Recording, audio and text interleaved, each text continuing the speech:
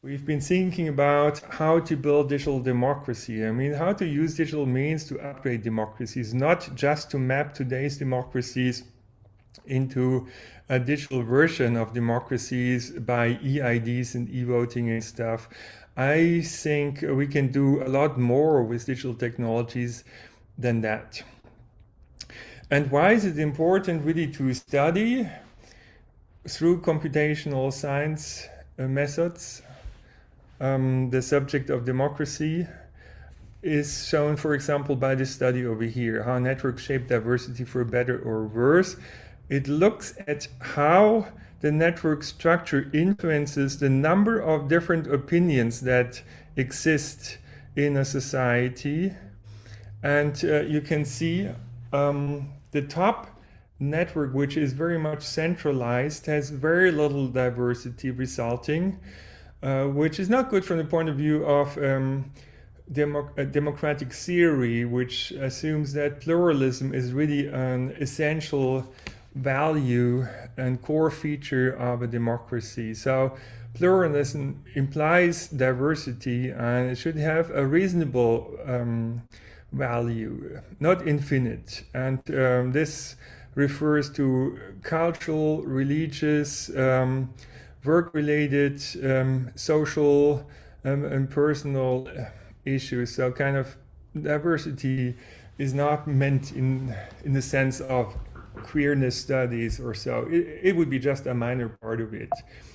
And so what we can learn from this is, in order for social media to support democracies, the social networks underlying those platforms need to be not too much centralized. In fact,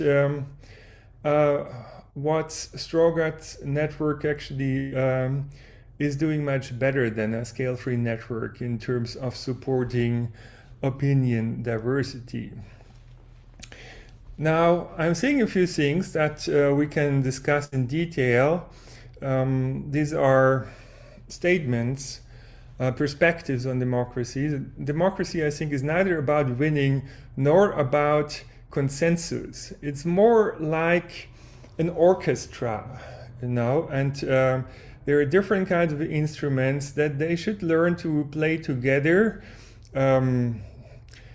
There would be different kind of voices in a democracy, and it's the way how they come together that really determines a good outcome, according to democratic theory, I would say. So ideally, there would be no parts of society that are singled out, but we should find ways to integrate every societal group such that they can contribute to society and to prosperity and a thriving future. Democracy is about enabling reasonable and widely acceptable solutions instead. It's about distributed knowledge and about collective intelligence. And in order to mobilize that collective intelligence, deliberation plays a big role. And there have been some people thinking about how we can use the possibilities of the digital age to allow for deliberation on a massive scale using open online forums. You may have heard of Polis, for example, in Taiwan, which has been making very constructive contributions to policy making, while some social media platforms have, in recent years, rather undermined a constructive dialogue among people. Now, the underlying concept, I think, of democracies is something like swarm intelligence or collective intelligence. And you know these impressive examples of bird flocks, for example, and you would often think, how are they actually doing it? If this were airplanes, they could not really do this without producing a collision. But birds, even though they don't own big computers, they can do that easily. Then 300 years back, there was the fable of the bees, and it basically suggested that our society could work like a beehive, And a beehive is based on differentiated groups of bees and differentiated groups of behavior. And there is a queen bee, but the queen bee does not give commands to every bee. A queen bee basically lays eggs and makes sure that the hive survives. And the bees somehow self-organize themselves. So the idea was our societies could learn something from the way beehives are organizing themselves into a society. And it's still of interest to biologists how that works, actually. And in humans, there is a similar phenomenon called collective intelligence, or sometimes also called the wisdom of crowds. You know, this famous example of estimating the weight of an ox, and most people would get it wrong, but the average would typically match the true value very well. This is just a simple example based on statistics, basically. But the overall challenge is really, what are frameworks that allow us to bring the best ideas of many minds together? How would we have to organize this such that it happens? And a very impressive example, a lot more complex than estimating the weight of an ox, is actually given by the Netflix prize. And here, Netflix was offering $1 million to that group of people that was able to improve their own prediction algorithm for how much people like certain movies, how they rate them, to improve their own algorithm based on big data just by 10%. Now, you'd think it's not a difficult challenge, but it took more than 2 years for the first team to succeed, and that team only succeeded by combining their leading solution with an inferior solution of another team. So kind of something that you would think could never improve the solution was unexpectedly really making them succeed. And then other teams were also combining their solutions with each other and were able also to cross the 10% improvement threshold. So, in other words, it's not the single best solution that wins, but a combination of solutions. In a sense, diversity wins. You know, if we just bring things together. We have many complex challenges today in the world, and in order to see really the full problem in proper detail, in all its aspects, it requires different perspectives. One perspective is typically not enough. And this is why diversity is so important, that not everyone would see the world in the same way, because this way a lot of those aspects would be overlooked.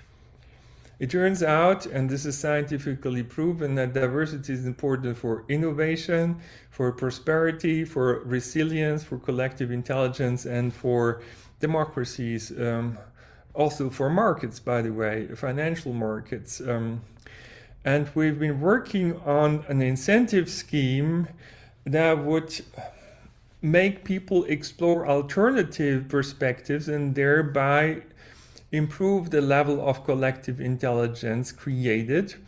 And this allowed us to come up with an approach that was better than market dynamics and also better than majority voting that is often common in parliaments, for example.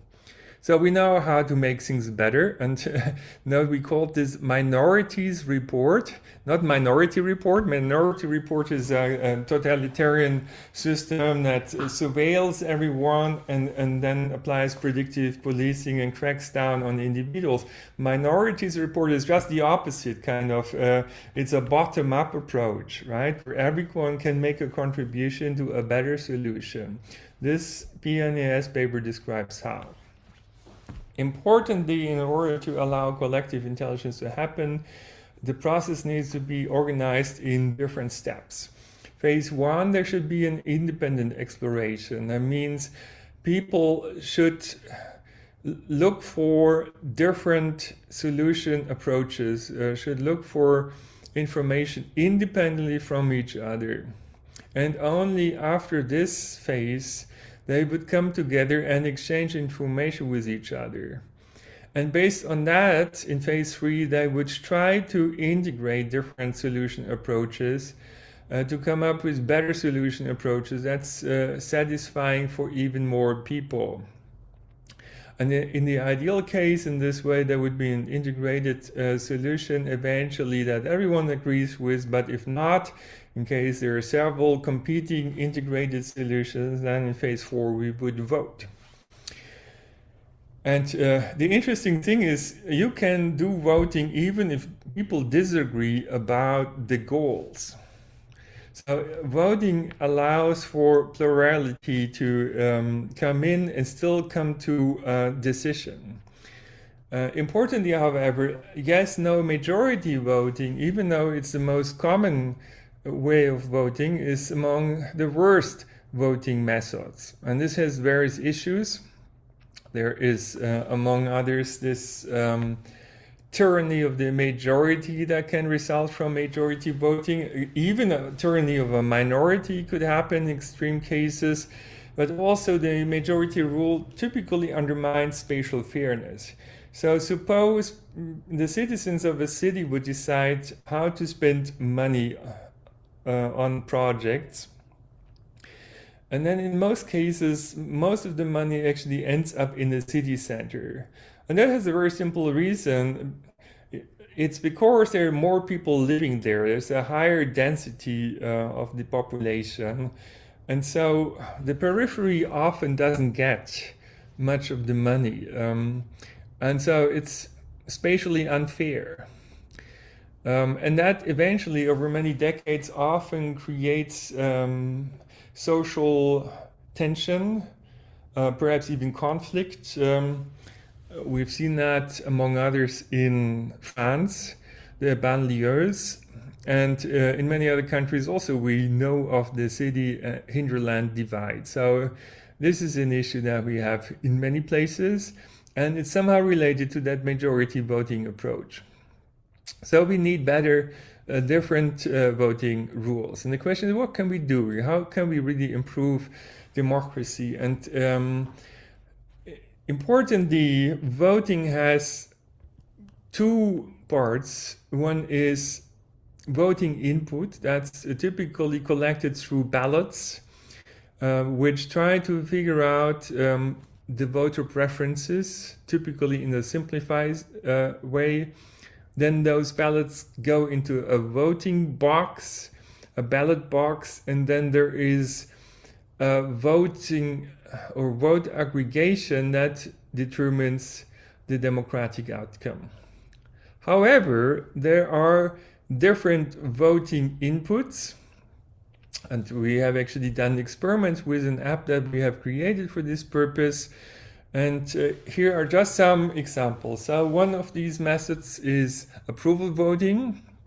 There are different options to choose from, and you would approve a few of those options, and this would go into the ballot box and eventually be aggregated.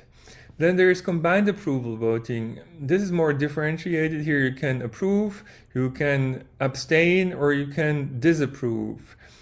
Again, it goes into the ballot box. Then there is rank voting or border score, where the people rank the different solution proposals. So now it's being changed in the order, and that would go into the ballot box after the first ranked proposal gets 4 points, say the second one gets 3 points, and so on.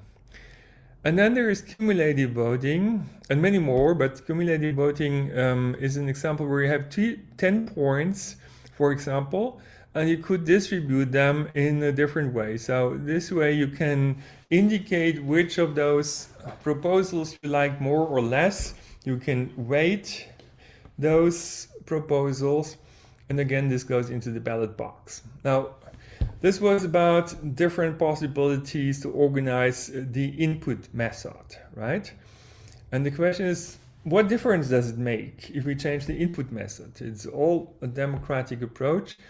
Now, also, when it comes to aggregation, there are different possibilities. Most common is majority voting, and so basically, let's say we have a certain amount of money to spend. We spend it on those projects that get most votes. And these would be those two projects, and then it turns out the budget has been used up by those two projects, and the other projects cannot be realized. However, the majority voting actually does not pay attention to the costs, really. There is another approach where you would basically look at the ratio of number of votes versus costs. I mean, you divide votes by costs, and then you get a different order in which you would approve projects. And here it turns out there are 4 projects that could be realized with the same budget. So there's a different outcome, and this approach would consider the costs of the project, which I think is a pretty reasonable thing.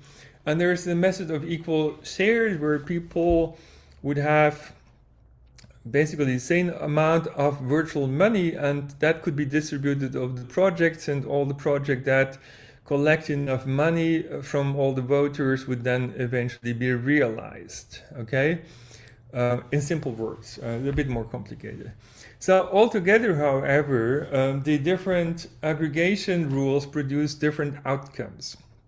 And so if you look at the left-hand side, this is a typical outcome for majority voting. So what you see is there's one project that basically eats up almost all the budget, and then there's very little budget for other projects, you know. And many people are unhappy. But with the other approaches, the knapsack approach and the equal shares approach, you see we have a very different outcome in terms of the projects that are being selected. And there are a lot more projects being selected because people pay attention to the cost of projects, right? So it's probably a better way of spending money. Also, there are more people who would be happy because there are more projects realized, right? And so far, that's all theory. And we have actually then put it to the test in a real-world application of participatory budgeting. And you have heard about it probably many times, that many cities have been exercising this, among them Barcelona. And here this news article says only in this way a digital democracy can be sustainable. We have done it in a Swiss city named Aarau. And the project was called Stadtidee, or City Idea. And I've been participating in this in person, and you also see our PhD student at that time, Josh.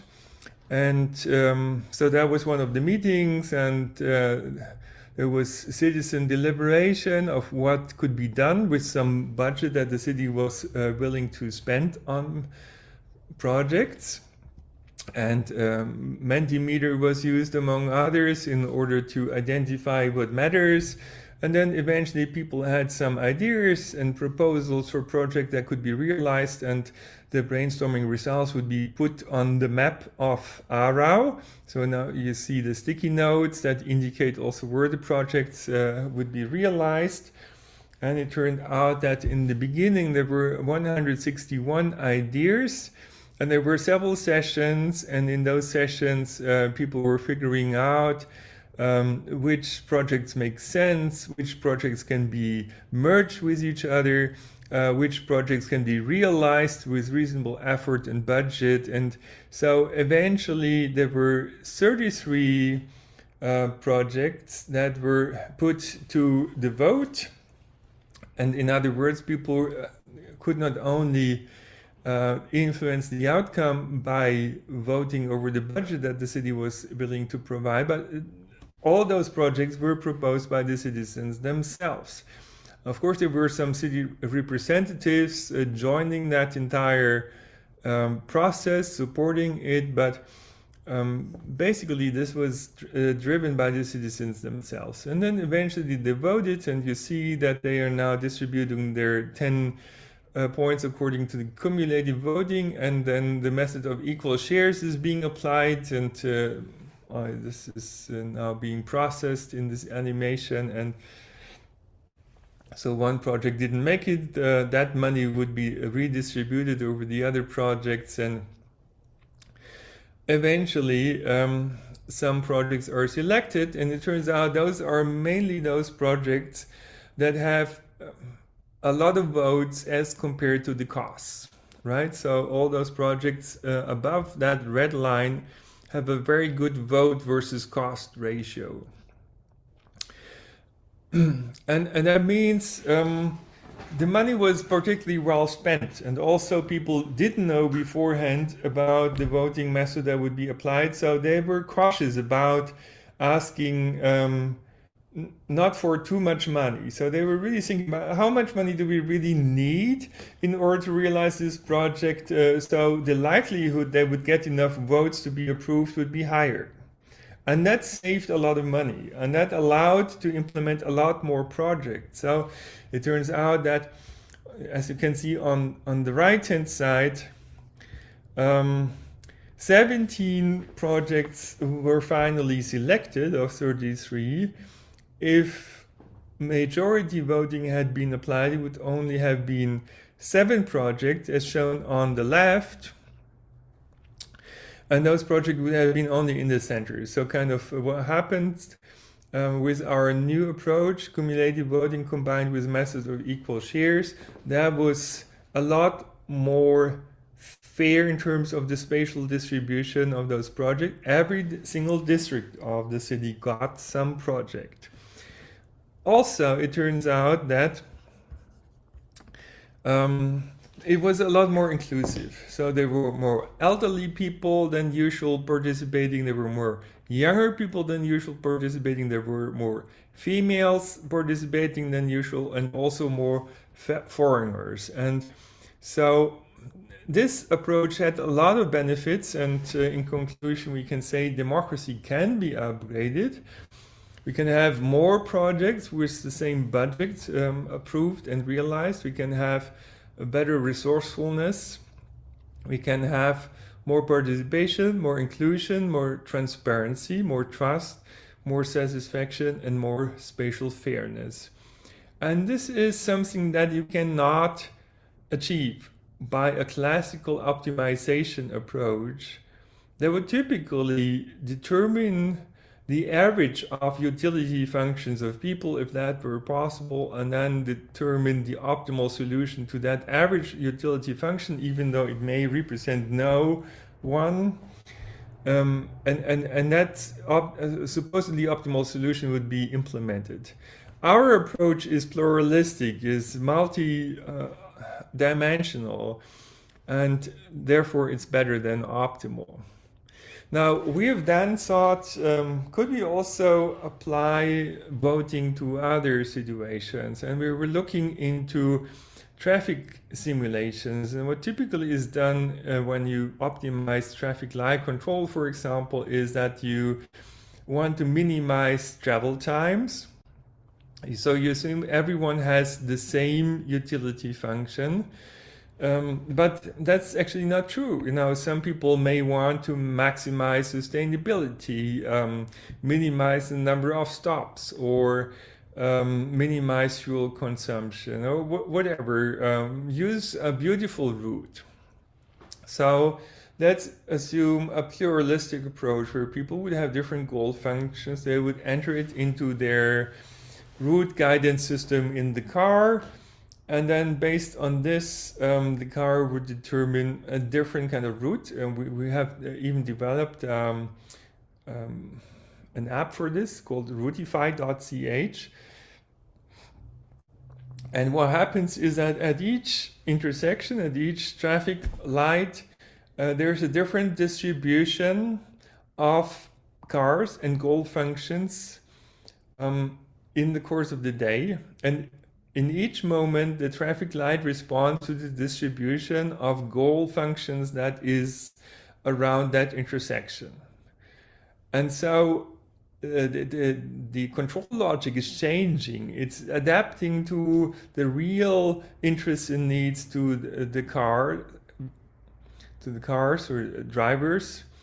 And what is interesting is that it really has a very beneficial effect on the outcome. If we optimize just for one goal, say efficiency, then we would ideally get a 100% optimal solution. But then if we also care about other variables such as sustainability and resilience, it often turns out that there the solution would be performing very poorly. While with our approach, the voting-based approach, that would create a solution that is not 100% optimal for one single goal, but it would be highly performing for many goals. And altogether, it would be a better solution. As you can see, the area under the triangle representing the solution is much bigger. So you have a much better overall solution. You're satisfying many goals at the same time at a high level. And that's what we really need. So democracy should be about pluralistic solutions which create benefits for many. You know, we have division of labor, people have different jobs, different backgrounds, so they need different conditions to thrive. And that's why we need pluralism. And then we've been thinking about another approach, how to get there. An approach of co-creation, also a participatory approach, obviously, that we call remixing. And this is about how solution proposals would be created. So today it's often done by experts, but in the future also considering that better and better generative AI tools get available, that could be done by people. So suppose we would want to find out how to use a certain space in the city. So it's an urban planning challenge. And you could consider that on the one hand, experts are coming up with proposals. But you could also consider that using suitable tools, citizens themselves would make proposals. And then other citizens would take those proposals and modify them, improve them, and there would eventually be different proposals on the table.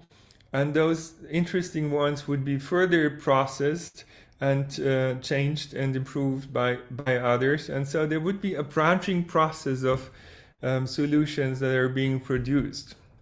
So this is step one, peer production. Would be many different solutions.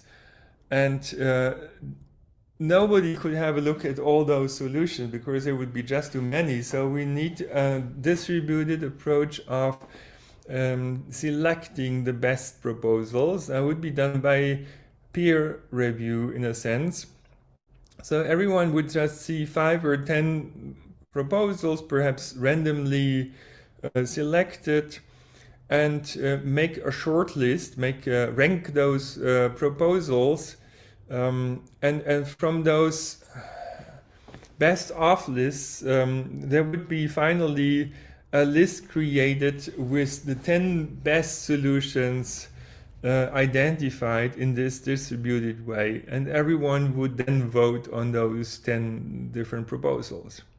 The interesting point is mathematically you can show that even though nobody assesses all the proposals, the proposals that will be on that short list of 10 proposals, those will all be very good proposals. So you can trust that even though you don't have control of all these proposals, that collective intelligence will sort it out. And we have further then studied what would be the best way of organizing it, whether we should keep the information of those plans private or share it, whether we should try to keep only optimal solutions at each point in time or keep all solutions, and then let things evolve. And as you can see over here, M4 is the best solution, where we have an evolution-oriented approach and sharing of information. So this will benefit everyone, including minorities, and so that would be the best if you wanted to really advance our society quickly to a new level. Now, there are other things that matter for societies. They stand for values. We have, of course, democratic values, constitutional values. They're also part of the Universal Charter of Human Rights. And there are some handbooks about value-sensitive design, or design for values, that can inform us about how to do things. We can also create democracy by design. And when you create a digital platform, there are many design decisions. And the principle is that when you have different options, just do what is more democratic, which is more supportive of democratic values. And then this will produce better platforms for democracies, platforms that would not be undermining democracies, but platforms that would be supporting democratic values. What are those democratic values? There are many of them: human rights, human dignity, freedom, self-determination, pluralism, protection of minorities, division of power, checks and balances, participation, transparency, fairness, justice, legitimacy, presumption of innocence, anonymous equal votes, privacy, which means like protection from exposure and misuse, and also the right to be left alone. And probably there are more even than those values, but those are some important values, and one should try to consider them. And also a very important value would be informational self-determination. That means if we collect data of people, that should go into a data mailbox, a personal data mailbox that you are in control of. So you should be able, perhaps using even an AI-based solution, to manage the use of your data and your digital twin, and to determine which company is allowed to use what part of your data for what product or service. I think this is very important. So protecting the dignity of every human is a fundamental principle. And you had recently visited by the Pope, and there he actually stressed exactly this point, that the dignity and freedom of all people is important to protect. Accordingly, humans should not be treated like animals, robots, machines, things, data, or worthless. Humans are special because they have a consciousness, they have cognitive properties, they feel pain. And this makes us different and needs a different treatment. Knowledge about our personality, however, allows for the personalization of products and services, and that makes us also, unfortunately, vulnerable. And that's why, at least in Germany, but also in many other countries, there are legal frameworks for that protection. And according to a sentence of the Supreme Court in Germany, the state is responsible to protect us from the registering and cataloging of our personality. And also they would have to protect us with regard to third parties. That could be companies, that could be also other countries. Human dignity is also instrumental for thriving societies, for example, for trust, collaboration, and peace. Now, this is how things should be. The question is, how are things really at the moment? What is really going on? And I'm trying to give some insights into this, and it's not going to give a full picture, unfortunately, but I'm trying to do my best to give you some ideas of why these days certain things have become troublesome.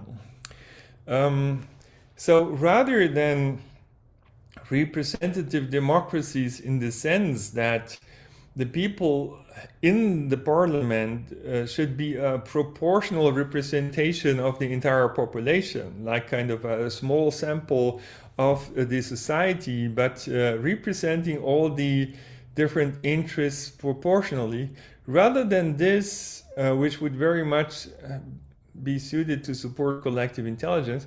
Rather than this, we often have democracies of representatives. It could also be lobbyists. It turns out that a couple of years back in Germany, there was this call for a market-conform democracy. It has created an outcry among many people and the media. So here's a quote: "We live in a democracy," and so on. "This is why budgetary authority is a core right of parliament. Therefore, we will find ways to shape parliamentary participation in such a way that it is market conform." And then the question is, what happened? Nobody told us in detail, but here's one of the news that might relate to this. So eventually, it turns out representatives of companies were working for the ministries. They were kind of rental officers that were basically writing the laws that would apply to the companies that they were representing. So this is the way basically democracy was streamlined to match the interests of companies. And here's another interesting thing. So eventually a software was developed, and this was developed in collaboration between Fortune 500 companies and the military. And that software was based on big data, surveillance data, actually. And it was used not only in the context of international battles, but also to help simulate the non-kinetic aspects of combat, things like diplomatic, economic, political, infrastructure, and social issues. That means basically companies were working together to shape diplomatic, political, economic, and social affairs. Right? And the question now that we need to look in, was that something playing out well for our societies, or is the algorithmic collusion implied by this approach just the smallest problem? So what they've done, more specifically, they've created a digital twin of the world, but one where every single person, like you and me, would also be represented by a learning black box and would be fed by surveillance data and would learn to behave increasingly like we do. So personalized digital twins that would then be used to simulate the world and could be used in order to see how we would respond to certain kind of happenings, to certain kind of information input, and that could be used basically to shape our behavior. So the question is, could a surveillance-based, data-driven, AI-controlled benevolent dictator, in a sense, benefit us? And a benevolent dictator would be basically surveillance-based, data-driven, and AI-controlled. Right? It's not really a person. And so what we've seen in the past is, in fact, that there were these attempts to shape people's opinions, feelings, and behaviors, and also to shape consent. They mean to engineer agreement with certain kind of things. And this is about 100 years old. It comes from Edward Bernays, as you can see. He was written a book on propaganda, and among others, Hitler has been using it to create mass psychology. Goebbels was helping him, and that was creating the basis of his power.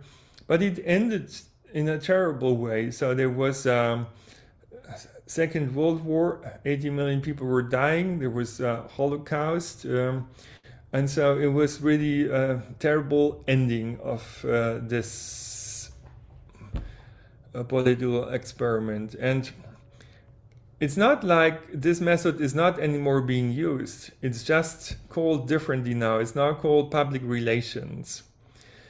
And it has become a lot more powerful recently through the digital revolution, which basically helped to scale propaganda to make it applicable 24/7.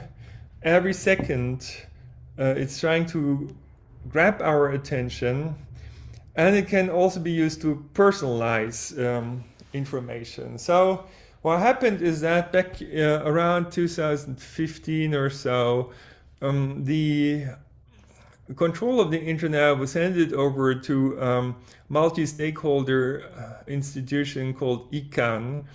And from that point onwards, the internet was being used and organized in a different way. Personalized information became possible. So if you and I click the same internet link, we may see different content, like different prices, for example.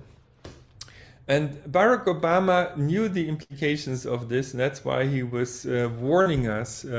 Here's a quote of his last correspondence dinner speech. So this is also a time around the world when some of the fundamental ideas of liberal democracies are under attack, and when notions of objectivity and of a free press and of facts and of evidence are trying to be undermined, or in some cases ignored entirely.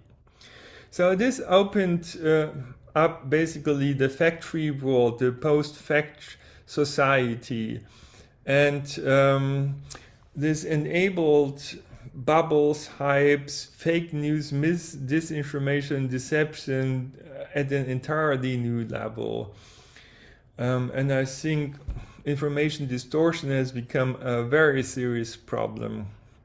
Unfortunately, we're living in an attention economy. I mean, we're being overloaded with information, which basically makes us defensive.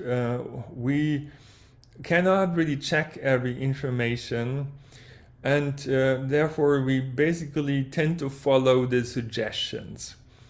But selective attention means that we would only consciously notice about 5 or 10% of the information that flows into our brain. And many things we would overlook, and that can be used really to distract us, but also to manipulate us.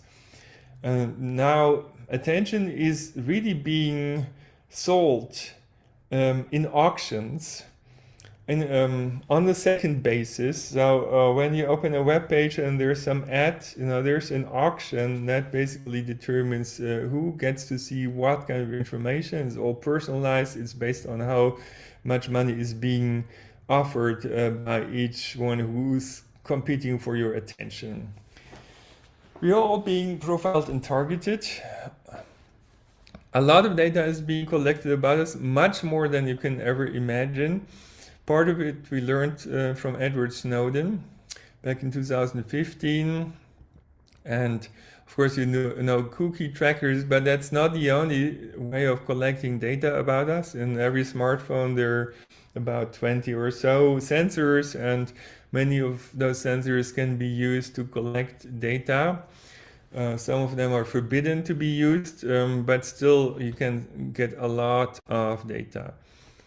And that's being used basically to create digital tuples or avatars. Information basically about every aspect of our life is being collected by thousands of companies. Many we don't even know by name. And some of them have created personal profiles, highly detailed, even more detailed than this. And for some time it was possible even to look up the personality of everyone on the internet before data protection stepped in. So you could look into the personality of your neighbor, of your colleague, or your competitor, enemy, whatever. And this would really give you insight into the strengths and weaknesses, into the desires and fears of every person.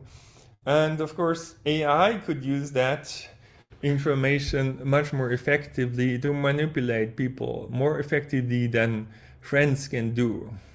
So this is basically a quote of somebody from the advertisement company. He said, by tracking your cookies after 2 weeks, we know everything about you.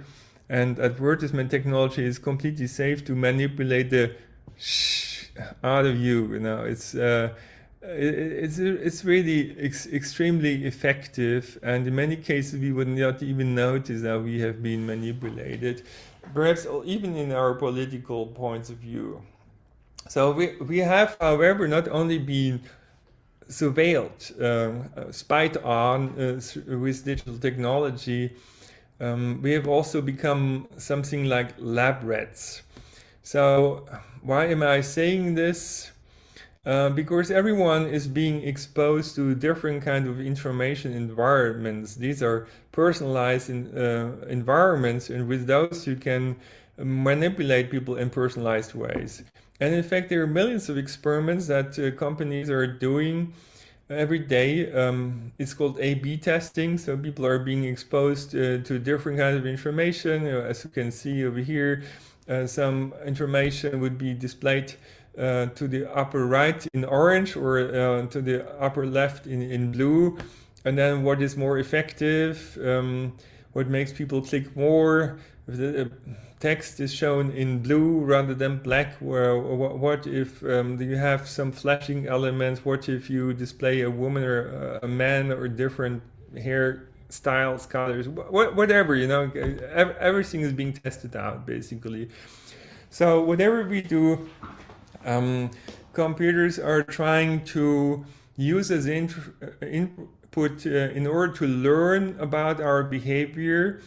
And also the AI systems would learn to produce outputs that would be input for our own perception in such a way that it would manipulate our behavior in some desired way. So there's a feedback loop, and AI learns to get better and better in understanding what we do and in manipulating us.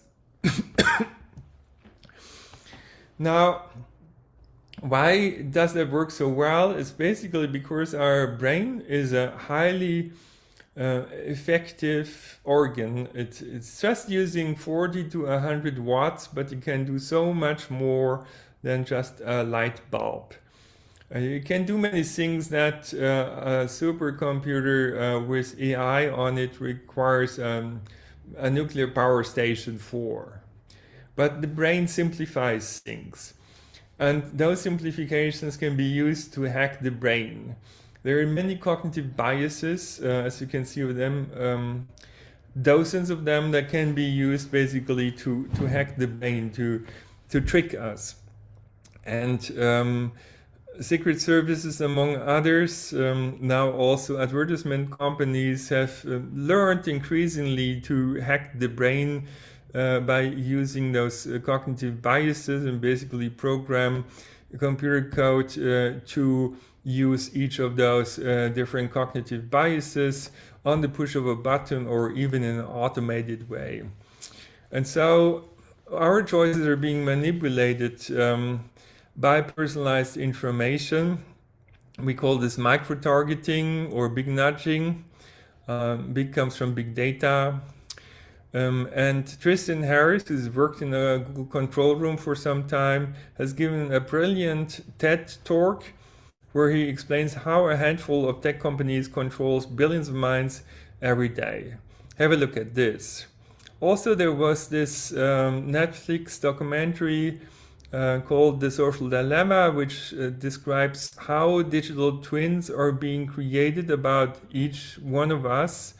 The more we interact with the digital systems, the more accurate and predictive the digital twin becomes, and that will allow the companies and institutions using those technologies to manipulate ever more effectively, in most cases without us even noticing. So it becomes possible to shape our thinking, emotions, and behavior to a considerable extent. There's also some books that basically triggered that interest in such kind of approaches. One of those books is called Nudge. It's from Richard Thaler and Cass Sunstein. And their approach is sometimes called liberal paternalism, but it also has been criticized a lot. This kind of approach has been used in political systems around the world, politics by psychotricks, and so-called nudge units or behavioral insight labs have been created around the world. There are more than 80 of them. These are basically trying to shape our behavior. And the question is, would it really create better societies and better people? Or would it basically enforce conformity and damage the diversity that would be important for innovation, for prosperity, and for societal resilience? And in fact, if you have a look at another book of Richard Thaler, then you can really get the impression this is not about flocks of birds as we see them in reality, and I've showed you a video of it. This is more like a very strict, almost totalitarian kind of organization that somehow is attempted to be created by this so-called liberal paternalism. So it doesn't seem to be liberal, and it is perhaps something that we should be concerned about. Now, what happened shortly later is that people warned that these kind of approaches could also be used to manipulate elections. So the warnings came up in 2015, I think. Shortly later, in 2016, we had the Brexit vote. People were very much stunned about it. And there was this very strange article, Brexit, the first major casualty of digital democracy, where basically it's being suggested that people don't even know what they want and what to vote for in these digital times. See, there's also this slogan, order from chaos. And I've then had an interview with a journalist, and the journalist was asking me, is this swarm intelligence really working so well? And the title over here says basically, elites destroy the oracle of the masses, destroy the swarm intelligence, but the oracle of the masses is the democratic vote. So what has happened is basically systems have been created to undermine democracy, and that's exactly what we learned through the Cambridge Analytica scandal. In fact, it was known already before that social influence can undermine the wisdom of crowd. There's 3 different effects at least. Social influence effect: opinions converge without improving accuracy. When people interact repeatedly with each other and exchange information about what they voted for. Range reduction effect: truth gets marginalized. And the confidence effect: confidence increases while accuracy is actually going down. Okay, so swarm intelligence, in other words, is vulnerable. And this vulnerability has been exploited. It has been exploited by military propaganda that has been privatized, that has been going into the private sector and advertisement. And so weaponized propaganda AI has been created that knows us better than we know ourselves. And in the meantime, there are many publications and books about it. And as you can see over here, targeting has been used basically to break democracies, to create something like data dictatorships. And for many years now, in more than 65 countries, democratic elections have been undermined in this way. So we have not had any anonymous, free and fair elections for a long time. And that's not all. I told you that attention is being auctioned in a second frequency. So attention is being auctioned in a personalized way. And it turns out that this can also be used basically to manipulate politicians and military people. So it has made people vulnerable, including military people. And so it has become really a threat to national security finally. We've ended up in a hybrid war where information warfare and cognitive warfare are parts of it. And so it's really a fight for our brains and our opinions and our emotions and what we're doing.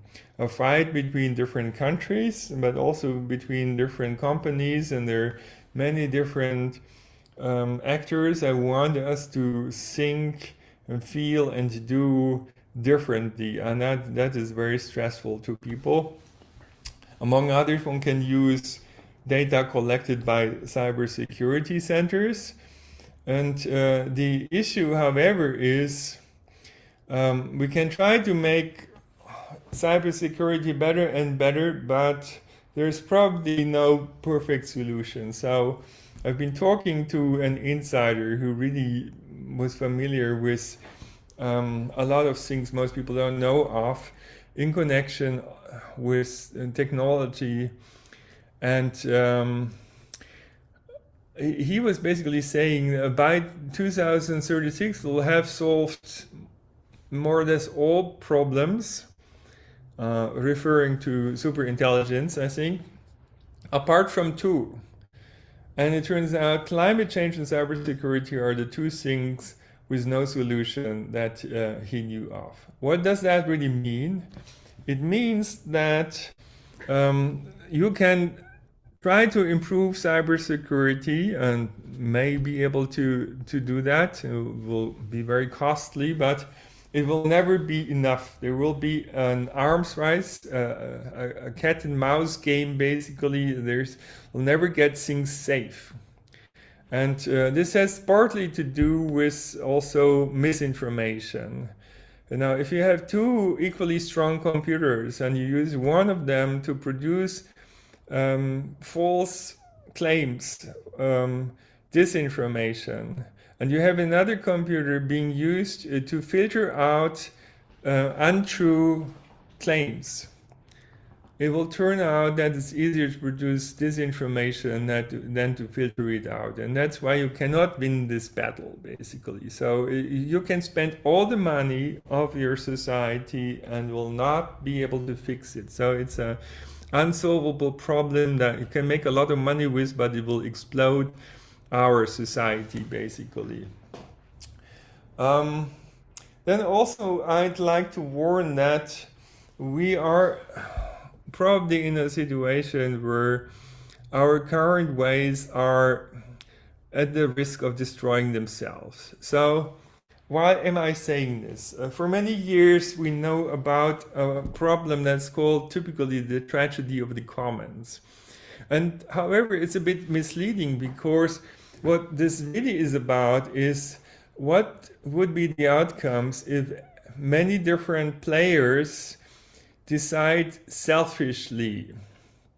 And what is shown in this publication in Science is that if people decide selfishly, then you can end up in a so-called tragedy where the systemic outcome is bad, even though it could be a lot better in that system. Just the good solution is unstable, the bad solution is stable. And that's why this is happening, even though nobody wants this to happen. Now, it turns out that actually people are actually not that selfish as is often being claimed. But companies and corporations, they do try to strictly optimize. They do try to be perfectly selfish. So kind of this tragedy applies a lot more to companies and corporations than to people. And it's expected to cause a systemic failure if we live in a system where everyone selfishly competes against everyone else. And obviously, cooperation would not result. Then some people say, okay, that's why we need a centralized control. We need a control room. The military basically needs to be able to step in and fix the side effects of what people and companies are doing. And the question is that going to save us? So we've been looking into a somehow similar problem, much simpler though, and this is about traffic light control. Among others, we've been looking into this pretty widespread paradigm of a traffic control center. So there's a central control that tries to act like a benevolent dictator. So the center tries to collect as much data as possible about the traffic situations throughout the system, and then based on data, it tries to come up with the best possible control, like a benevolent dictator. So, center tries to do the best thing for everyone. Turns out, however, it's an NP-hard optimization problem. That means even a supercomputer would not be able to do that in real time for Istanbul or even for Zurich. So simplifications need to be made, and the way the simplifications are made is that it turns out that a lot of good solutions that nobody thought that would be good would be thrown away. Second approach is one which is inspired by economics. Each intersection would try to strictly minimize travel time, but would not pay attention to what every other intersection is doing. So it would be local optimization, but no coordination. So we'd think, well, that cannot really perform as well as a centralized traffic control. And the third thing is the same as in the middle, but if there's a long queue, we would first clear that queue before we go back to travel time minimization. So it's an other regarding approach with regard to neighboring intersections, and we would think that this would be even worse than in the middle, because it would be friendly to our neighbors, but it would reduce our own performance. Now, it turns out the red line corresponds to centralized traffic light control. The more capacity utilization, the more traffic volume we have, the higher is the queue length of cars waiting behind the red lights. That's what we expect. No, nothing special here, okay? Then the Homo economicus approach is the dashed violet line over here. It turns out to be much better for low capacity utilization, but then eventually the queue length explodes. That means after some time the approach doesn't work anymore, and traffic control center would say, see, that's why you need a traffic control center. The third approach, however, turns out to be better all the way, even though it combines two approaches that each of them doesn't work, but the combination of them surprisingly does produce a better outcome, as I said, all the way. And so we can make self-organization work, we can make the invisible hand work, and you can see it has actually been implemented in some cities and tested and evaluated scientifically very carefully. Among others in Lucerne in Switzerland, and this was the state-of-the-art solution that I had before. See several traffic lights, cars are waiting. When they're waiting, there's red lines, and there's a lot of red lines, as you can see, so there's a lot of waiting. While here with our self-control approach, there's less regular green waves than above. Still, there are green waves that are forming in a self-organized way, but importantly, waiting times are much reduced. actually for everyone. That means not just for cars and cyclists, but also for public transport and for pedestrians, and quite significantly reduced. So as a result, there was more green for everyone just by not wasting green time when it was not needed. So in conclusion, we cannot control everything top down. And we need a new paradigm. We need to go from control to coordination and assistant. And this is what I'm describing in my book, Next Civilization, where I look at two approaches: the top-down control approach enabled by digital technology, but also by at the bottom-up self-organization-based approach that we find in many complex systems, that we can learn how to use it for us.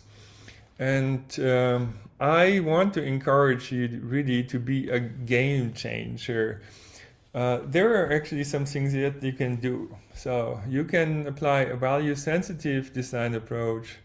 You can invent tech that protects human rights and our environment too. You can build freedom tech. And you can replace the social engineering benevolent dictator approach by assisted self-organization, by symbiotic co-evolution, and by boosting serendipity. I mean, lucky coincidences and unexpected opportunities.